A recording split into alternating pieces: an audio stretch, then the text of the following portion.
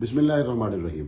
Doctor عادل خان صاحب ناموس صحابہ، ناموس اہل بیت کی عزت کا قانون لینے کے لیے اپنے مدرسے سے نکلے اور قانون کی بجائے خون میں نہا کر وہ واپس آ گئے، اور ان کی قبر جامعہ فاروقیہ فیز 2 میں بن چکی ہے۔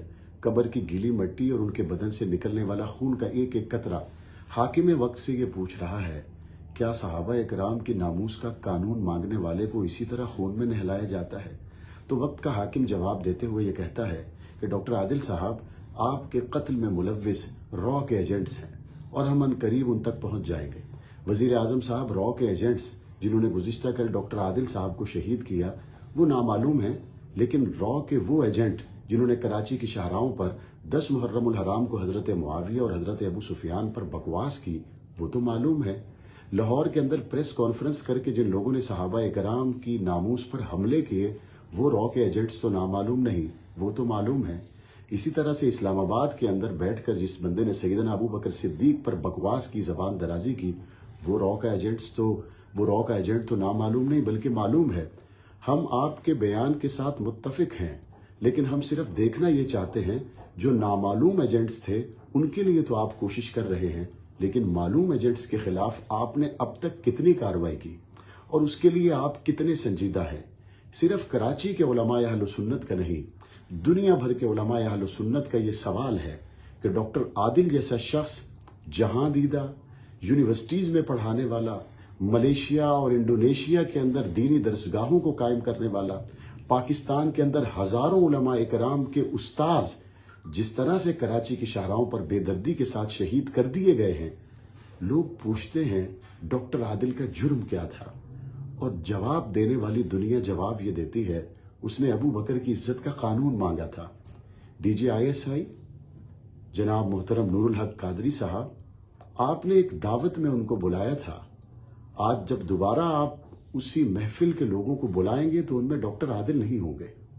نور الحق قادری صاحب، جنرل فیض حمید صاحب، جنرل باجوہ صاحب، عمران خان صاحب، کیا اس ملک کے اندر صحابہ کی عزت کا، اہل بیت کی عزت کا قانون مانگنا جرم ہے؟ کیا اس ملک کے اندر طیبہ طاہرہ عائشہ صدیقہ کی ناموس کا قانون مانگنا جرم ہے؟ اور اگر نہیں ہے تو پھر کیا ایسے لوگوں کو شاہراہوں پر اس طرح سے تڑپا دیا جائے گا اور ان کے قاتل دندناتے پھریں گے؟ اگر آپ کو ایک لمحہ کے لیے بھی یہ لگتا ہے کہ آپ ریاست مدینہ کے حقیقی دعوے دار ہیں تو پھر ڈاکٹر عادل کی بات کو ملحوظ خاطر رکھیے یا نہ رکھیے، لیکن ریاست مدینہ کے ستونوں یعنی حضرت ابو بکر، حضرت عمر، حضرت عثمان، حضرت علی رضی اللہ عنہم، ان کے ناموس کا قانون ضرور بنائیے۔ ہمارے پاس وہ الفاظ نہیں ہیں جس سے ہم اپنے صدمے کا اظہار کر سکیں، ہمارے پاس وہ الفاظ نہیں ہے جس سے ہم اپنی اس تکلیف کا احساس کر سکیں، لیکن ایک بات طے ہے، گالی نکالنے میں اور گولی چلانے میں ہمیشہ کی طرح آج بھی ایک مخصوص طبقے نے پہل کی ہے۔ صحابہ کرام کو پہلے گالی دی، اہل سنت نے پرامن احتجاج بھی کیے اور FIRs بھی کٹوائی۔ صحابہ کرام کو گالی دینے والے نے پھر گولی بھی چلائی اور اہل سنت نے ہزاروں لاکھوں کی تعداد میں جنازہ بھی اٹھایا اور تدفین بھی کر دی۔ اس سے بڑا اہل سنت کی طرف سے امن کا میسج نہ کبھی تھا، نہ ہے، نہ ہو سکتا ہے۔ دلیل جب قاتل کے پاس نہیں ہوتی تو وہ گالی اور گولی سے فیصلہ کرتا ہے۔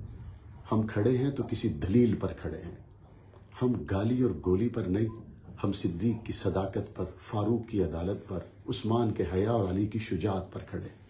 وقت آئے گا جب ڈاکٹر عادل شہید رحمۃ اللہ علیہ جیسے ہزاروں علماء کرام اور عوام اہل سنت کا خون رنگ لائے گا اور میرے ملک پاکستان کے اندر ناموس صحابہ، ناموس اہل بیت کے لیے قانون سازی ہوگی انشاءاللہ، اور عنقریب ہوگی اور بہت جلدی ہوگی۔